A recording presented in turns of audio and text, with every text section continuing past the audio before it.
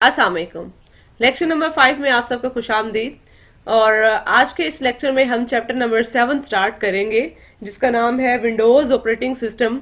और स्टार्टिंग के हम जो टॉपिक्स हैं वो कवर करेंगे। टॉपिक नंबर 1 ऑपरेटिंग सिस्टम हम पढ़ेंगे। टॉपिक नंबर 2 यूजर इंटरफेसेस देखेंगे।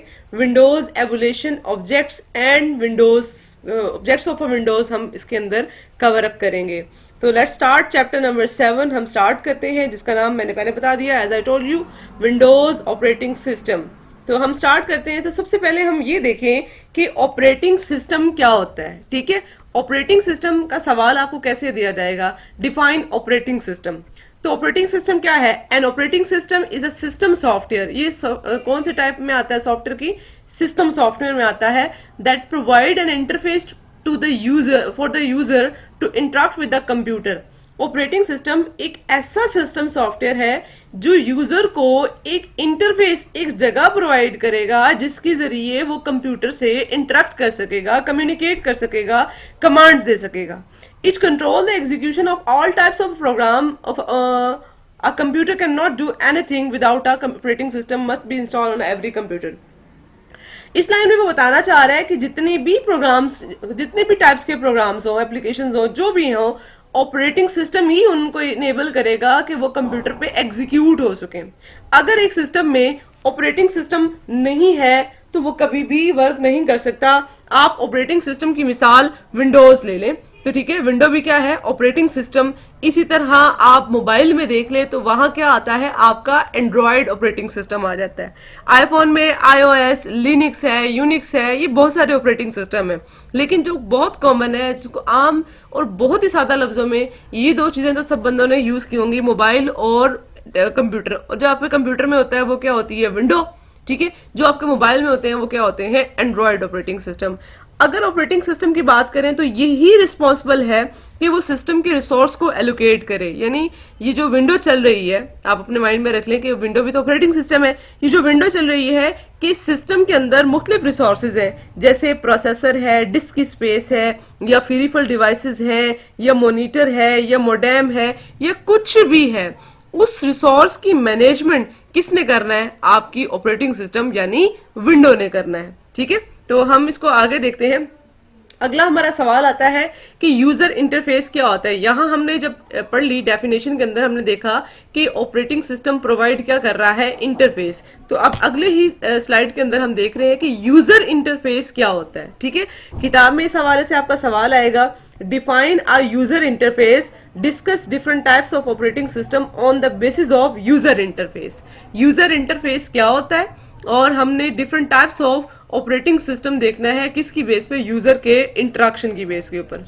ठीक है, अब यूजर इंटरफेस क्या है?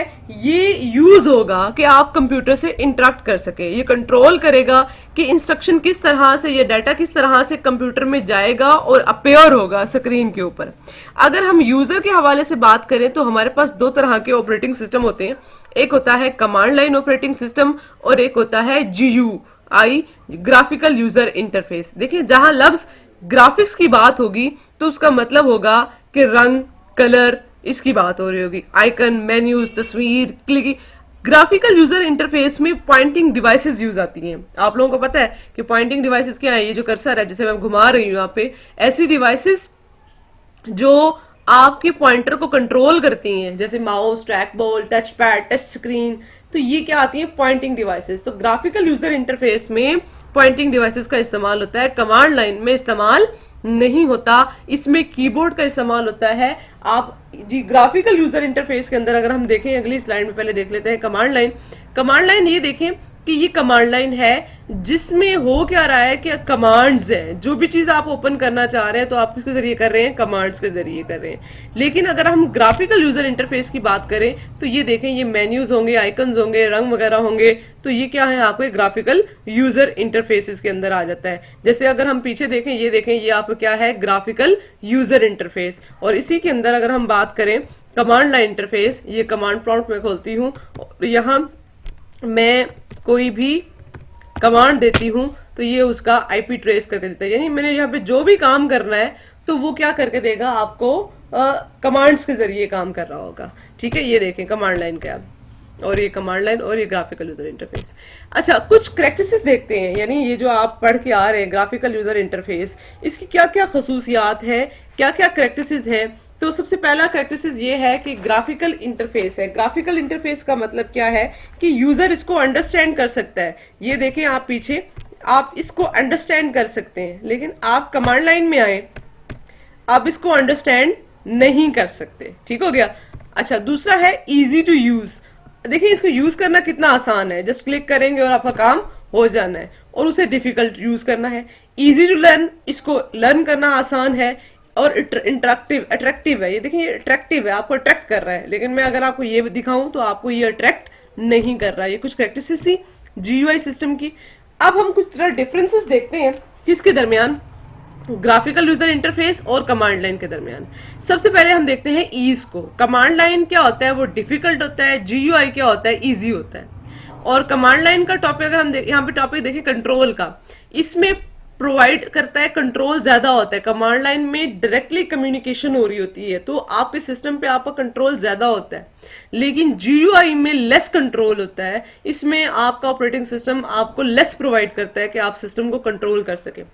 मल्टीटास्किंग का मतलब होता है एक से ज्यादा काम करना। जैसे ये देखें कि मैं एक ही टाइम के ऊपर मैंने पावर पॉइंट खोला हुआ है, एक ही टाइम के ऊपर मैंने गाना चलाया हुआ है, एक ही टाइम के ऊपर मैंने जनाब वर्ड खोला हुआ है, तो ये मल्टीटास्क हो रहा है।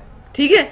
कमांड लाइन की अगर हम बात करें तो एक टाइम पे एक ही काम होगा, लेकिन जीयूआई की अगर हम बात करें तो यहाँ मल्टीटास्किंग है। जस्ट सपोज देखें यहाँ पे मल्टीटास्क हो रहे हैं, ठीक है, लेकिन मैं अगर ही यहीं पे ही कमांड लाइन ओपन करती हूँ तो ये सिंगल टास्क है, यहाँ मल्टीपल टास्क अलाउ नहीं होंगे। ठीक है, तो हम इसको देखते हैं आगे। स्पीड, अगर हम स्पीड की बात करें, कमांड लाइन फास्ट है। क्यों? क्योंकि इसका कंट्रोल सिस्टम पे ज्यादा है और इसकी कमांड्स जल्दी एग्जीक्यूट होती हैं। ठीक हो गया। लेकिन जीयूआई की अगर हम बात करें तो ये स्लो है। तो ये क्यों? क्योंकि इसकी कमांड, इसका कंट्रोल कम होता है आपके सिस्टम पर। जैसे मैंने वहां लास्ट टाइम आईपी कॉन्फ़िग लिखा तो मेरा IP with nano second appear हो गया, लेकिन अगर मैं जीयूआई में देखूं तो जरा मुझे टाइम लग जाएगा। स्क्रिप्टिंग, इसमें स्क्रिप्टिंग अलाउ होती है। इसमें स्क्रिप्टिंग अलाउ होती है कि आप अपनी मर्जी से प्रोग्राम के अंदर जितनी भी स्टेटमेंट्स हैं उनको सीक्वेंस कर सकते हो कि पहले मेरी ये सिस्टम में ये हो, फिर दूसरी ये वाली कमांड हो, फिर ये वाली हो। लेकिन जीयूआई ऐसा प्रोवाइड नहीं करता। ठीक हो गया। अच्छा, मल्टीटास्किंग की बात थी कि मल्टीटास्किंग में मैंने एक चीज कहा कि ये प्रोवाइड नहीं करता, लेकिन कुछ में ये प्रोवाइड करता है, लेकिन बहुत रेयर केसेस ऐसे होते हैं। अच्छा जी, अब हम देखते हैं कि पर्पस ऑफ ऑपरेटिंग सिस्टम क्या है, कि आपका ऑपरेटिंग सिस्टम का मकसद क्या है, क्यों यूज करते हो। मैंने पहले ही स्लाइड में आपको बताया था कि ये हार्डवेयर और सॉफ्टवेयर के रिसोर्सेज को मैनेज करता है, जिसमें आपका रिसोर्सेज में हो सकता है प्रोसेसर, मेमोरी या डिस्क वगैरह। दूसरा ये है कि ये एप्लीकेशन सॉफ्टवेयर को वे देता है, इनेबल करता है कि वो उसके ऊपर एग्जीक्यूट करें। It provide a consistent way for application to interact with the hardware without the knowing all detail of the hardware. असल मतलब क्या है कि मुख्तलिफ, देखें इसी के अंदर हमारे पास डिवाइस ड्राइवर्स होते हैं जो मुख्तलिफ ड्राइवर्स को चलाने के लिए इस्तेमाल होते हैं। हमारे पास मुख्तलिफ हार्डवेयर हैं, डिवाइसेस हैं, लाइक विंडो सॉरी माउस भी देख लें, नेटवर्क अडाप्टर देख लें, इसके अलावा कैमरा देख लें। उनको चलाने के लिए जो सॉफ्टवेयर हैं उनको भी ये प्रोवाइड करता है, यानी ड्राइवर्स भी ये प्रोवाइड कर देता है। ये एप्लीकेशंस को इनेबल कर देता है कि आपको हार्डवेयर की नॉलेज की जरूरत ही नहीं है, आप अपना काम वहां पे कर सकते हैं। ठीक है, अगले सवाल की तरफ आते हैं। हमारा अगला सवाल है कि विंडोज की एवोल्यूशन यानी अर्तका कैसे आया, विंडोज हम तक कैसे पहुंची। तो अगर हम इसकी विंडोज की एवोल्यूशन देखें तो 1985 विंडोज 1 आई थी हमारे पास। उसके बाद 92 के अंदर विंडो 3.x सीरीज भी कहते हैं, 3.1 भी कहते हैं, तो ये सीरीज इंट्रोड्यूस हुई। फिर उसके बाद विंडोज 95 आई जो कि 95 में थी। फिर इसके बाद 98 भी आई थी। ठीक है, 98 भी आई थी। फिर विंडो एक्सपी आई, फिर एक्सपी अगर हम बात करें एक्सपी विस्टा आई। ठीक है, विंडो 7 आई, विंडो 8 आई, विंडोज 10 आई। तो ये नीचे मैंने ईयर भी मेंशन कर दी है। करंटली जो चल रही है प्रेजेंट पे वो विंडोज 10 चल रही है। ठीक हो गया। अच्छा, कुछ देखते हैं ऑब्जेक्ट्स क्या हैं, फीचर कौन कौन से हैं आपके ऑपरेटिंग सिस्टम के। हम वन बाय वन इनको जरा स्टडी करते हैं। सबसे पहला है डेस्कटॉप। ठीक है, डेस्कटॉप क्या होता है, ये देखें, ये आपका डेस्कटॉप है। ये क्या है, आपका डेस्कटॉप है, जहां पे दिस कंप्यूटर, माई एसक्यूएल, ये सारा कुछ यहाँ पे ये दिया हुआ है। ठीक है, ये आपका डेस्कटॉप है। उसके बाद है माई कंप्यूटर। ये देखें, ये पीछे मैं विंडोज में जा रही हूँ, ये माई कंप्यूटर है आपका। ठीक है, ये क्या है आपका माई कंप्यूटर। दिस पीसी भी बाज सिस्टम में, बाज ऑपरेटिंग सिस्टम में दिस पीसी माई कंप्यूटर ये भी लिखा हुआ होता है। तो ये आपका क्या है, माई कंप्यूटर।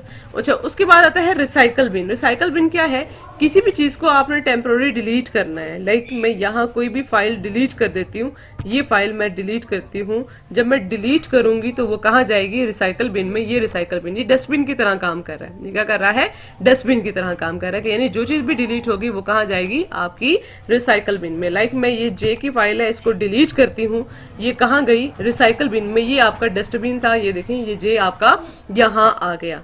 ठीक है, ये टेम्पोररी फाइल्स को होल्ड कर रहा होता है। जो चीज भी आप डिलीट करते हो वो कहाँ जाती है, आपकी रिसाइकल बिन में जाती है। फिर आता है माई डॉक्यूमेंट्स। ये देखें, माई डॉक्यूमेंट्स, ये आपका ये डॉक्यूमेंट्स, इसमें वो तमाम डॉक्यूमेंट्स हैं। वर्ड की फाइल अगर आपने कोई लोकेशन डिफाइन नहीं की हुई तो वो कहाँ जाके सेव होंगी, यहाँ पे होंगी। तमाम डॉक्यूमेंट्स आपकी यहाँ जाके सेव होती हैं। अच्छा जी, नेक्स्ट है my network places. My network places, let me check here, अगर यहाँ है, अगर मैं थीम्स में अलाउ नहीं करती तो यहाँ ये नजर नहीं आ रहा होगा। माई नेटवर्क प्लेसेस, चलें हम देख लेते हैं। Right click, personalize, themes, desktop settings, icon settings. मैं यहाँ आके नेटवर्क्स का फोल्डर शो करवाती हूँ। देखिए यहाँ टिक नहीं था ना, तो वहाँ पे वो शो नहीं कर रहा था। मैं यहाँ पे आके क्लिक करती हूँ, टिक करती हूँ, ओके करती हूँ, और यहाँ पे ये शो हो जाएगा। ये देखें, ये नेटवर्क प्लेसेस। नेटवर्क प्लेसेस भी कहते हैं, माई नेटवर्क प्लेसेस भी कहते हैं। तो यानी नेटवर्क्स के बारे में ये कॉन्फ़िगरेशन वहाँ पे वो शो करवा रहा होता है। ठीक हो गया। अच्छा, उसके बाद हम आते हैं जनाब अगले की तरफ। अच्छा जी, अगले की तरफ आते हैं, विंडोज एक्सप्लोरर। ठीक है, विंडोज एक्सप्लोरर को हम देखते हैं। अच्छा, विंडोज एक्सप्लोरर देखते हैं कि वही दिस पीसी में गई, तो यहाँ जैसे मैं दिस पीसी पे खोलती हूँ, ये जगह मेरी क्या है, विंडोज एक्सप्लोरर है, जहाँ पे मैं ड्राइव्स को भी एक्सेस कर सकती हूँ। हार्डवेयर की पार्टीशनिंग जो शो हुई है वो सारी मुझे यहाँ पे शो हो रही है। उसके बाद मेरे पास जो यूज होता है वो होता है इंटरनेट एक्सप्लोरर। आप लोग ये देखें, ये आपका इंटरनेट एक्सप्लोरर है जो विंडोज ऑपरेटिंग सिस्टम का अपना है। वैसे मैंने यहाँ पे गूगल किया हुआ है, ये गूगल किया हुआ है, लेकिन ये इंटरनेट एक्सप्लोरर क्या है, उसका अपना है, जो बाय डिफॉल्ट विंडो खुद देती है। यहाँ पे आप कुछ भी लिख के सर्च कर सकते हैं। जैसे मैं यहाँ लिख देती हूँ ILM, तो यहाँ पे आप देख लें कि मुख्तलिफ सर्च वगैरह आप यहाँ पे कर सकते हैं। ठीक हो गया। फिर आता है control panel. Control panel actual जगह है जहाँ पे आपका काम होना है। आपने मुख्तलिफ कंट्रोल्स को एक्सेस कर सकते हैं। लाइक मैं यहाँ पे आके कंट्रोल पैनल ओपन करके दिखाती हूँ आपको। ये क्या है, मेरा कंट्रोल, जहाँ सिस्टम सिक्योरिटी, यूजर अकाउंट्स, ये सब मैनेज हो रहे हैं। अगर मैंने किसी सॉफ्टवेयर को अनइंस्टॉल करना है या इंस्टॉलेशन देखनी क्या क्या मैंने इंस्टॉल किया हुआ है, तो कंट्रोल पैनल से आप इसको एक्सेस कर सकते हैं। ठीक है, नेक्स्ट है आपकी विंडो। विंडो वो जगह है जहाँ पे मुख्तलिफ कंट्रोल कमांड्स, बटन्स वगैरह यहाँ पे ये शो हो रहे होते हैं। नेक्स्ट है स्टार्ट बटन। ये देखें आप नीचे ही कीबोर्ड की सबसे लास्ट जहाँ स्पेस बार है वहाँ पे विंडो का बटन भी लगा हुआ है। जब भी क्लिक करेंगे ये आपका स्टार्ट बटन है। यहाँ पे आप कुछ भी सर्च कर सकते हैं। जैसे मैं लिखती हूँ वर्ड, ठीक है, कुछ भी लिखूंगी तो यहाँ पे वो सर्च करके दे देगा। ठीक है, आज का हमारा लेक्चर यहीं तक का था। आज के लेक्चर के लिए इतना काफी है। आपकी असाइनमेंट है, असाइनमेंट नंबर 2। लास्ट टाइम भी मैंने एक असाइनमेंट दी थी, वो चैप्टर नंबर 6 की। वो ये थी कि बुक में लास्ट में जो MCQs दिए हुए हैं आपने बुक पे सॉल्व करने हैं और जबानी सॉल्व करने हैं। और जिस दिन सबमिट करवाने आएंगे तो ये तमाम की तमाम, उस दिन वाली भी और ये भी, आपने ये वहां पे मुझे सबमिट करवानी है। और आज की असाइनमेंट ये है कि मैंने तो आपको विंडोज ऑपरेटिंग सिस्टम बता दी है, मैंने आपको ये भी बता दिया कि आपके पास 2 तरह के ऑपरेटिंग सिस्टम होते हैं। एक होता है कमांड लाइन, एक होता है GUI। आपने 5 GUI ऑपरेटिंग सिस्टम के नाम लिखने हैं और 5 कमांड लाइन ऑपरेटिंग सिस्टम के नाम ढूंढने हैं, ठीक है, गूगल करने हैं, और ये A4 पेजेस पे आपने लिख के ये सबमिट करवाने हैं, ठीक है। आज के लेक्चर के लिए इतना काफी। अगले लेक्चर में मुलाकात होगी, तब तक के लिए अल्लाह हाफिज।